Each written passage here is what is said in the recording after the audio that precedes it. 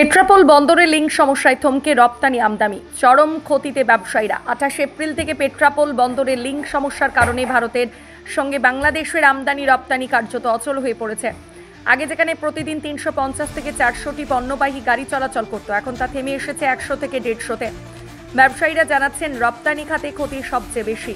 আমদানির ক্ষেত্রে অন্য বন্দর থেকে আইজিএম সংগ্রহ করে কিছুটা কার্যক্রম চালানো গেলেও রপ্তানিতে ব্যাপক সমস্যা হচ্ছে।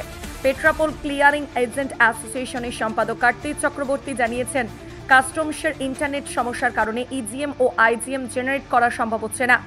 বিষয়টি নিয়ে একাধিক দপ্তরে আলোচনা হলেও সমস্যার সমাধান হয়নি, ফলে কোটি কোটি টাকার ব্যবসায়িক ক্ষতি হচ্ছে। এই অবস্থায় ভারতের অর্থমন্ত্রী নির্মলা সীতারামনের কাছে ইমেইলের মাধ্যমে দ্রুত হস্তক্ষেপের আবেদন জানানো হয়েছে, তবে এখনো পর্যন্ত পেট্রাপোল বন্দর কর্তৃপক্ষের পক্ষ থেকে কোনো প্রতিক্রিয়া মেলেনি।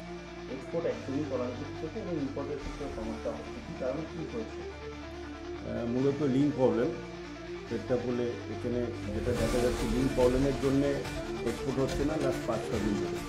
তো আমরা কথা বলেছি, আমাদের শিক্ষার সঙ্গে কথা বলেছি, বিভিন্ন কাস্টমারদের সঙ্গে যোগাযোগ করেছি, তারা চেষ্টা করছে। কিন্তু মূলত সমস্যা যেটা শুধুমাত্র পেট্রাপোল ল্যান্ড থেকে এই সমস্যাটা হচ্ছে। এখানে ইন্টারনাল যে ডিভাইসগুলো ইউজ হয়, যে এখানে সার্ভার ইউজ করা হয়, যে কানেক্টিভিটি ইউজ করা হয়, যেরকম পিসিএলের এখানে টেকনোলজিটা ইউজ করা হয় এবং যে সফটওয়্যারগুলো ইউজ করা হয়, সেই সব রিলেটেড কোনো মেথডের উপরে প্রবলেমটা চলছে।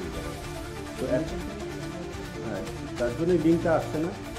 তো এটা কাস্টমের যে সফটওয়্যার আছে, যে সফটওয়্যারের উপরে আমাদের ডকুমেন্টসগুলো ক্লিয়ার হয়, সেই সফটওয়্যারের কোনো প্রবলেম নেই।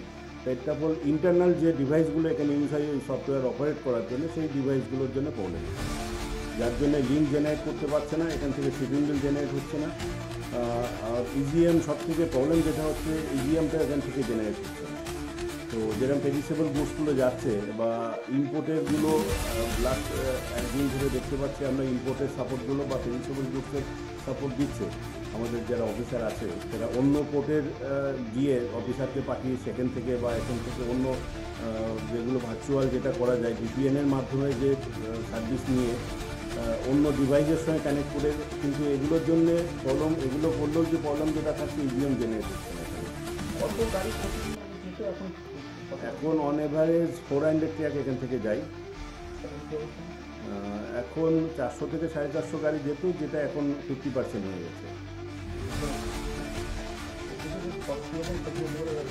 এটা তো এই ক্ষতির পরিমাণ এইভাবে তো অন অ্যাকাউন্টে বলা মুশকিল। সেটা কয়েকশো টাকা, কয়েকশো কোটি টাকার প্রত্যেক দিন আমরা লস করছি।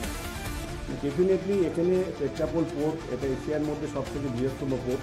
পোর্টের ইনফ্রাস্ট্রাকচার আগে সব কিছু ভালো হয়ে গেছে। এখানে ইনফ্রাস্ট্রাকচার সমস্ত কিছু সুবিধা এখানে ডেভেলপমেন্ট হয়ে গেছে, কিন্তু লিঙ্কের